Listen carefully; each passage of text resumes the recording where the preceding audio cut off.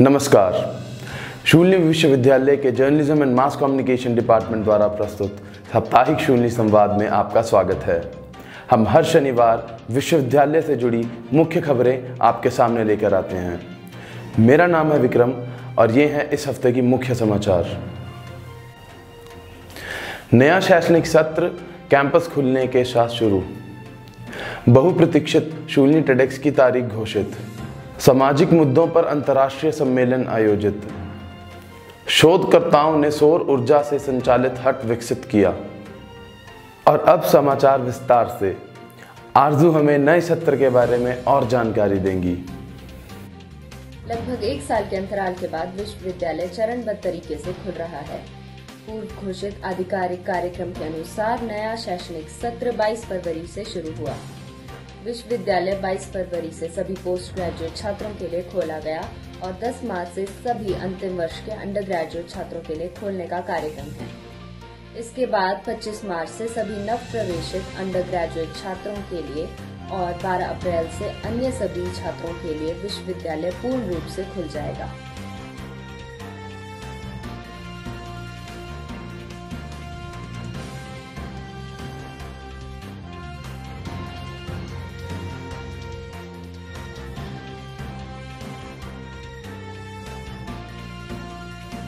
की गई है। हाउसिंग में प्रवेश करने के लिए छात्रों को कोविड नेगेटिव टेस्ट और माता पिता की सहमति लेनी होगी। रजिस्ट्रार डॉक्टर सुनील पुरी के आदेशों के अनुसार फिलहाल हॉस्टल में रहने वाले छात्रों के लिए भी ऑनलाइन क्लासेस का इंतजाम किया जाएगा। जानकारी के लिए धन्यवाद आरजू। अब आरुषि हमें टेडेक्स शूलिनी यूनिवर्सिटी के बारे में महत्वपूर्ण जानकारी देंगी। शूलिनी के काफी प्रतीक्षित कार्यक्रम टेडेक्स शूलिनी का इंतजार अब खत्म होने जा रहा है। आयोजकों का कहना है कि यह कार्यक्रम 16 अप्रैल को आयोजित किया जाएगा। देश में बढ़ते कोविड के केसेस अभी भी चौंका रहे हैं, इसीलिए फिलहाल ये कार्यक्रम ऑनलाइन मोड में किया जाएगा। टेडेक्स शूलिनी का विषय होगा मेटामॉर्फोसिस, जो एक ग्रीक वर्ड मेटामॉर्फो से आया है, जिसका अर्थ है रूप का पूर्ण परिवर्तन। आयोजकों ने अभिव्यक्ताओं के नाम जाहिर नहीं किए। छात्राओं को इसमें भाग लेने के लिए रजिस्टर करना होगा। Faculty of management science and liberal arts के द्वारा कंटेम्प्रेरी इशू इन और सोशल साइंस के मुद्दों पर योगानंद अंतर्राष्ट्रीय सम्मेलन का आयोजन किया गया। इस 2 दिन के वर्चुअल सम्मेलन की अगुवाई चांसलर प्रोफेसर पीके कोस्टा द्वारा पारंपरिक दीप प्रज्वलन से हुई। उसके उपरांत विशिष्ट अतिथियों के द्वारा मुख्य संबोधन का आयोजन हुआ, जिसमें प्रोफेसर ADN वाजपेयी हिमाचल प्रदेश विश्वविद्यालय के पूर्व कुलपति और प्रोफेसर L चंद पूर्व कुलपति क्लस्टर विश्वविद्यालय मंडी शामिल हुए। इस कार्यक्रम में ओमान, तुर्की, फ्रांस, इंडोनेशिया और कई अन्य देशों के प्रतिनिधियों ने भी भाग लिया, जिन्होंने सामाजिक मुद्दों पर अपने शोध पत्र प्रस्तुत किए।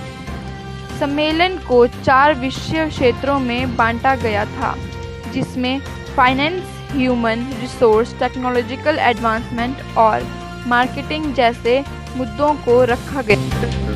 Ensuring that the world is a better place, ensuring that more knowledge is created, ensuring that more knowledge is created, ensuring that we can push this to the frontiers of it. I just spoke in the introductory session.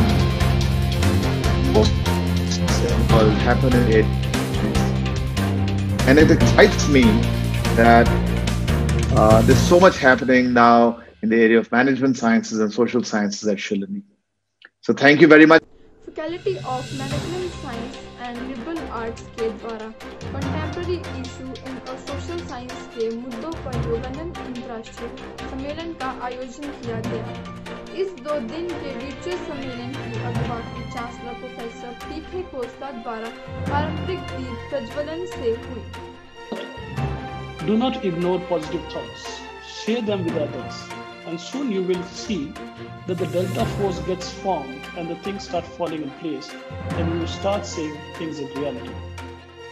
Yogananda International Conference on Contemporary Issues in Social Sciences was once a thought.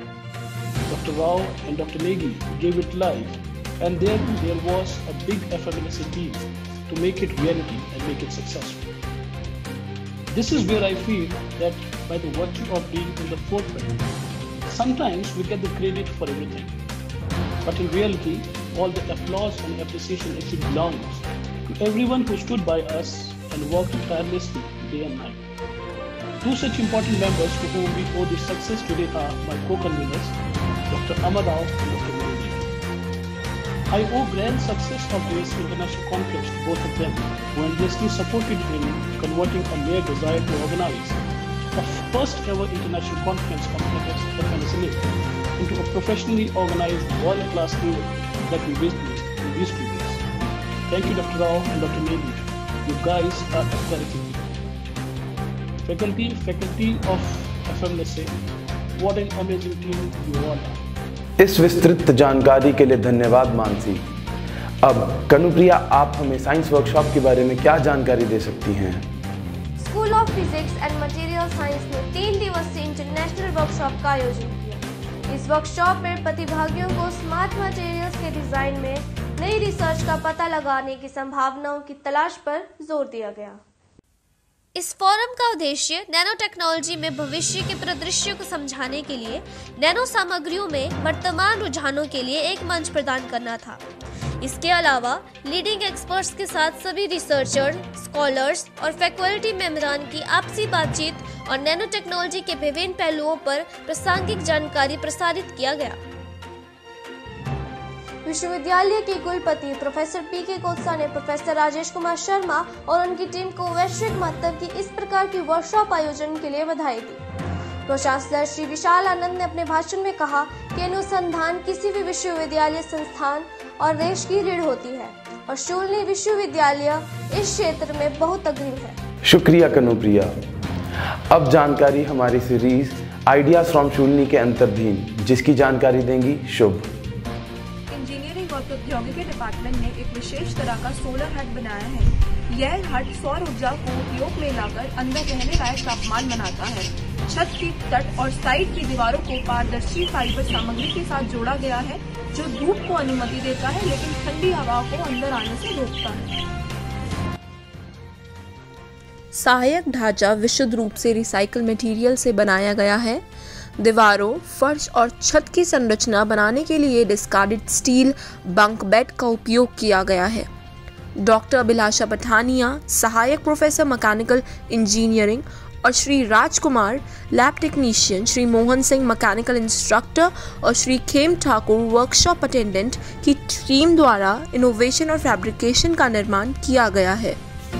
सर्दी के मौसम में दिन के समय यह हट और भी उपयोगी साबित होती है, क्योंकि इसे गर्म करने के लिए ना ही किसी इलेक्ट्रॉनिक हीटर या किसी अन्य ईंधन या गैजेट की आवश्यकता नहीं पड़ती। इसका उद्घाटन चांसलर पी.के. कोत्सा ने प्रेरणा दिवस के दिन किया था। आशा है कि इस तरह के और भी हट्स हमारे परिसर में लगेंगे। अब रुक करते हैं प्रतिभा खंड की ओर। आज प्रतिभा खंड में MBA के छात्र फ्लोरेंस आल्फ्रेड अपने गिटार की धुन सुनाएंगे।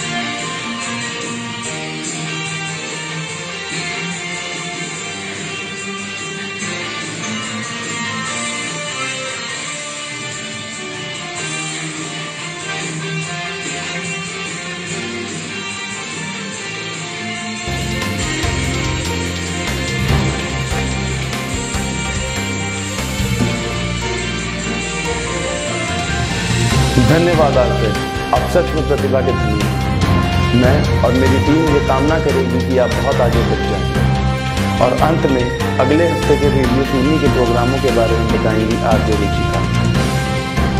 नमस्कार, मैं हाजिर हूँ आज आपके समक्ष रेडियो शूलिनी पर इस सप्ताह प्रसारित होने वाले कुछ कार्यक्रमों की सूची के साथ।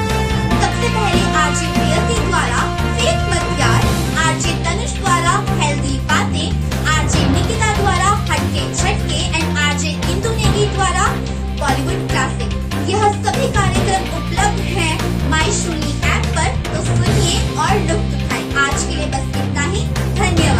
इस हफ्ते के लिए बस इतना ही। अब हम अगले हफ्ते अगले शनिवार को वापस आएंगे अगले शून्य संवाद के साथ। तब तक के लिए धन्यवाद।